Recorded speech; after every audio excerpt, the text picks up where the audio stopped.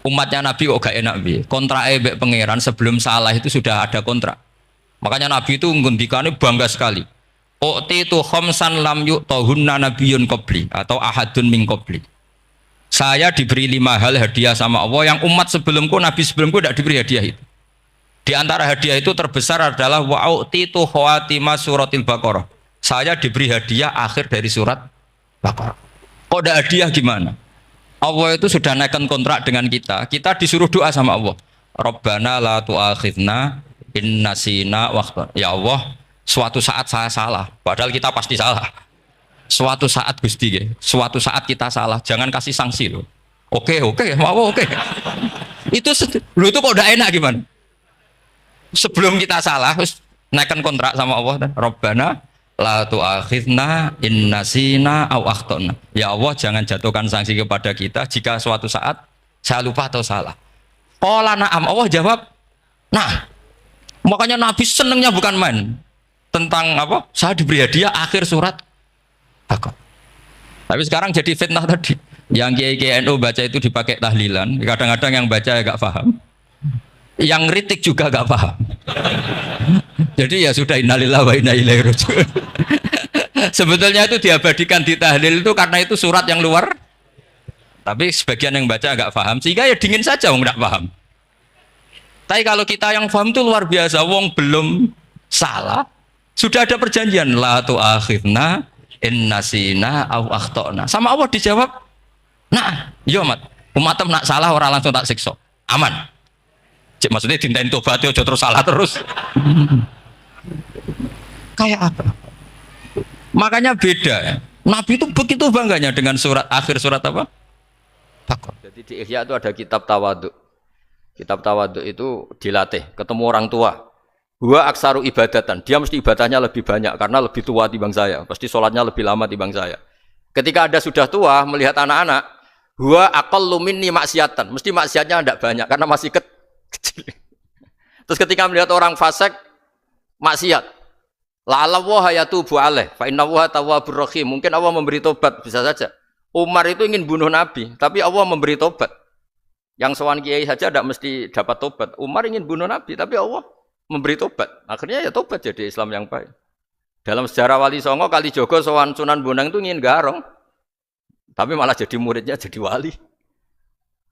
Kalau Allah sudah menghendaki tidak ada ya. Perang Uhud orang Islam kalah itu karena panglimanya siapa? Khalid bin Walid. Tapi dia malah yang dapat hidayah. Nah, sama orang yang sekarang Anda benci bisa saja Allah merencanakan ada apa? Hidayah di situ. Dan kita yang merasa benar jangan saja ada rencana Allah bikin kita su'ul khotimah, naudzubillah min dzalik, kan tidak pernah tahu. Nah, dari tidak pernah tahu itu orang diusahakan tawadhu. Wa ma adri ma yuf'alu bi wala bikum, kita tidak pernah tahu. Makanya meskipun saya ini kiai terus kata orang banyak itu ketok, kalau istighfar ya nangis betul ya. Cuma kan nggak perlu di depan umum. Nanti ada penampilan kan ribet kan nanti. Sudah nangis nggak ikhlas, nggak mutu.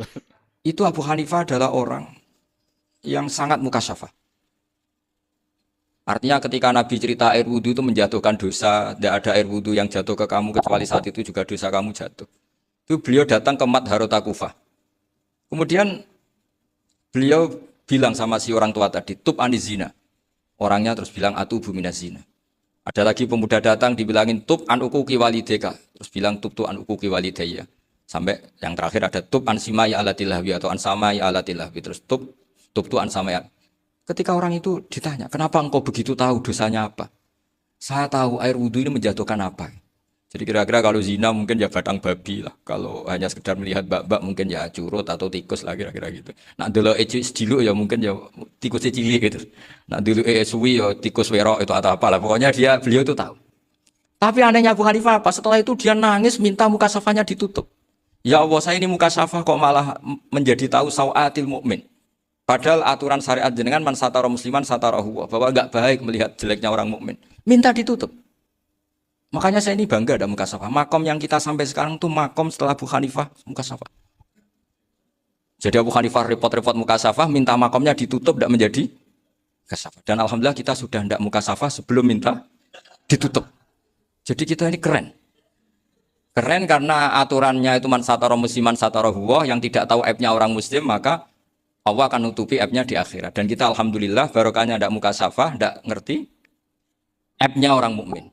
Itu Abu Hanifah adalah orang yang sangat mukasafah. Artinya ketika Nabi cerita air wudhu itu menjatuhkan dosa, tidak ada air wudhu yang jatuh ke kamu kecuali saat itu juga dosa kamu jatuh. Itu beliau datang ke Madharota Kufah. Kemudian beliau bilang sama si orang tua tadi, tub anizina. Orangnya terus bilang atubu minazina. Ada lagi pemuda datang dibilangin tub an ukuki walideka, terus bilang tub tu an ukuki walidaya. Sampai yang terakhir ada tub an simai alatilahwi atau an samai alatilahwi, terus tub tu an samai. Ketika orang itu ditanya, kenapa engkau begitu tahu dosanya apa? Saya tahu air wudhu ini menjatuhkan apa.